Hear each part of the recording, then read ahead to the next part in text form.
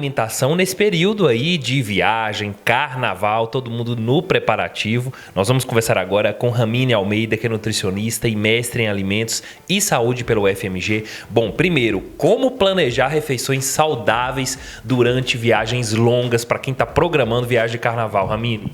Oi, tudo bem? Primeiramente, obrigada pelo convite de estar aqui participando com vocês. Então, vamos lá. Carnaval à vista, muitas pessoas viajam nesse período e a alimentação é algo que realmente tem que ter cuidado, porque senão a viagem pode ir por água abaixo. Em viagens longas, a gente tem que ter cuidado com aqueles alimentos perecíveis. Então, não levar nada que tenha molho, maionese, leite derivado, que podem estragar. O ideal para viagens longas, para quem vai de carro, de ônibus, é levar frutas frescas como maçã, banana, uva. Existem também hoje no mercado as barrinhas proteicas, tem as bebidas proteicas que conseguem ficar mais um tempo sem refrigeração e fornece ali tanto o carboidrato como a proteína. Tem alguns snacks também saudáveis, a gente consegue encontrar no mercado muita coisa que a gente consegue substituir, né, por essas refeições que seriam ideais, que seria in natura, mas pela questão da viagem acaba estragando. Então dá para optar por esse tipo de alimento sim.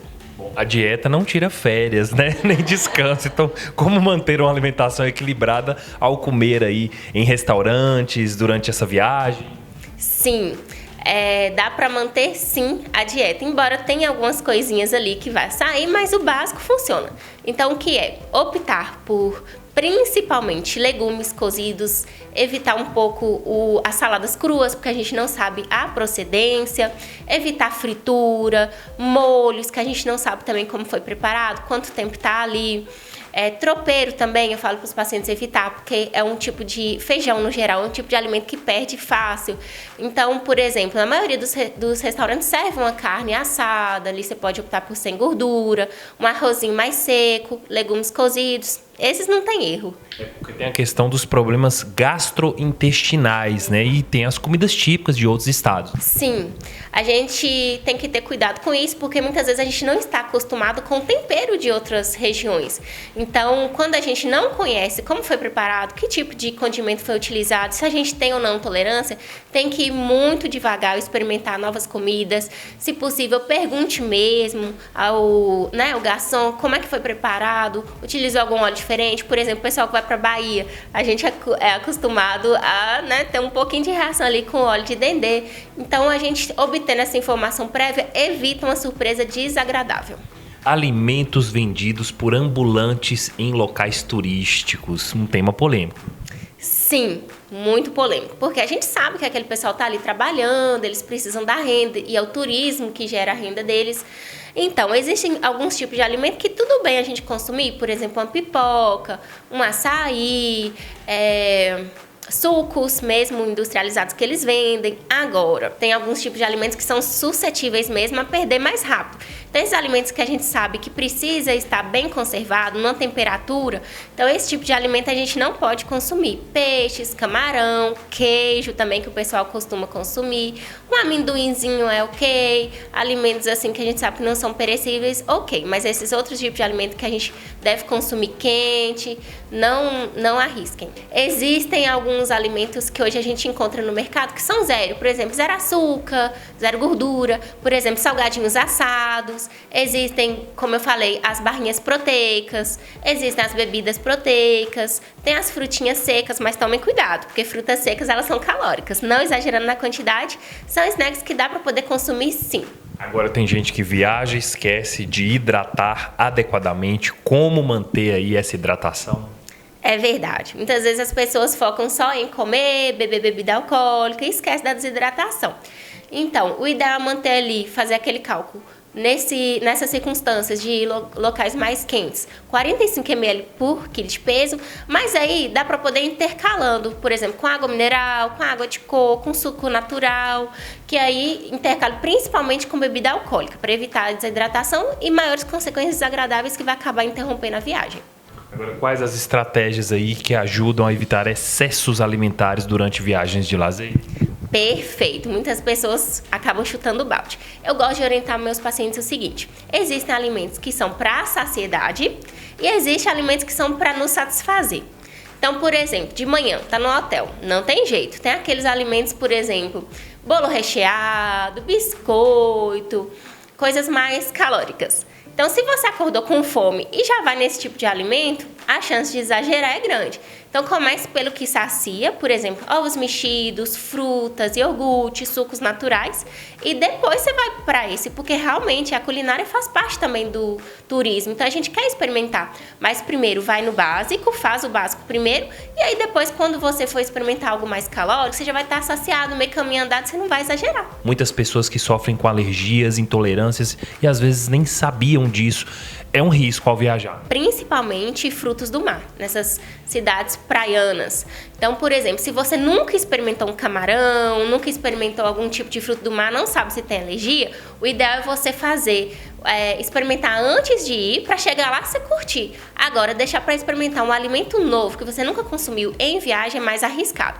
Então, eu não indico fazer esse experimento, esse uso de alimentos. Se você nunca experimentou antes, você não sabe se você tem intolerância ou não. Agora, para quem vai ficar aí nos desfiles ou para alguns bloquinhos, quais são as melhores opções de lanches, né? E como levar isso? Sim, é verdade. Quando a gente pensa em energia de carnaval, a gente tem que pensar ali no carboidrato. Eu sei que é difícil, só que hoje em dia tá na moda as pochetes, então as pessoas podem levar. Por exemplo, tem aqueles melzinhos, tem o doce de leite, tem as barrinhas proteicas, tem frutas secas, então a gente pensa mesmo no carboidrato. Então, esses pequenos lanches nas pochetes, eles não ocupam espaço e acabam fornecendo energia. Então, não tem jeito, as pessoas esquecem de se alimentar e aí acaba que vai chegando ali no final já não tem energia. Então, levar esse tipo de alimento que não ocupa muito espaço garante, né, que você vai conseguir curtir ali até o final sem muito estresse, assim, de cansaço. Bom, é bom evitar beber, né? Mas se for consumir bebidas alcoólicas, como reforçar a alimentação? Nesse período, as pessoas acabam exagerando na bebida alcoólica. Quando você consegue intercalar entre o consumo de bebida alcoólica, fontes de proteínas e gorduras saudáveis, essa alimentação ela atrasa a absorção do álcool. Por isso que é importante você intercalar períodos de consumo alcoólico com hidratação e alimentação.